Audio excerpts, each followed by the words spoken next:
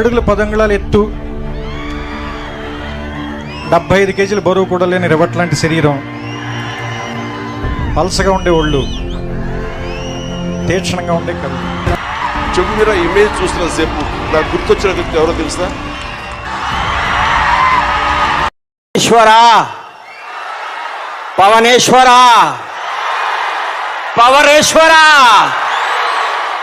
విన్నా, విజువల్ చూసిన, ఫోటో చూసిన, క్లిప్పింగ్ చూసిన, నాకు బాడీలో ఇక్కడి నుంచి ఇక్కడ ఒక కరెంట్ పాస్ అవుతుంది.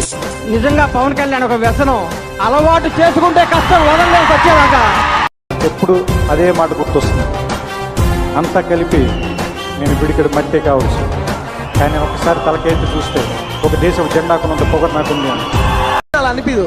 కళ్యాణ్ బాబు ఒక్కరిని చూస్తే అలా అనిపిస్తుంది. Star, real star. అంటే డాన్స్ వేసేసిన మాత్రాన, స్టెప్ వేసేసిన మాత్రాన, ఫైట్ చేసిన మాత్రాన, పెద్ద పెద్ద డైలాగులు చెప్పినేసిన మాత్రాన స్టార్ అయిపోరు. స్టార్ అనేది లోపల ఉంటుంది. నా అన్నయ్య పవన్ కళ్యాణ్ నాకు పెద్ద లైఫ్ ఇచ్చింది.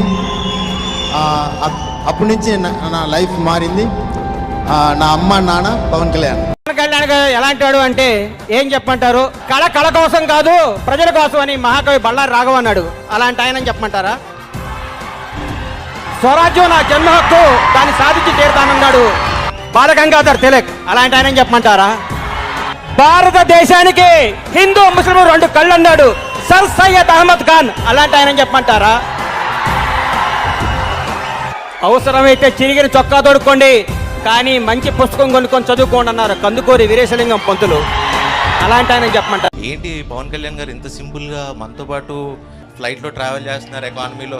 ఆయన పవర్ స్టార్ అంటే ప్రైవేట్ జెట్లు, ఆయన అలా వస్తారంటే అమ్మ ఆయన్నే అదులుకునే వచ్చారు ఇక్కడికి మీ అందరి కోసం. ఒకసారి అనిపిస్తుంది, ఊరికొక పవన్ కళ్యాణ్ ఉంటే భారతదేశం షేప్ పేరుకుంటుంది కదా అనుకునే. ఈరోజు పవన్ స్టార్ అనగానే ఆంధ్రదేశమే కాదు, తెలుగువాడు ప్రపంచంలో ఎక్కడున్నా ఆ ప్రకంపనలు అలా వెళ్తూ ఉంటాయి. పూసంతైనా పుణ్యం చేసి ఉండకపోతే శివుడు పిలవడు అని సీతారామ శాస్త్రి గారు చెప్పారు. అలాగే నలుసంతైనా మంచితనం లేకపోతే ఎంతమంది ఎందుకు ప్రేమిస్తారు? ఒకటి కుళ్ళు, చాలా కుళ్ళు ఉంది.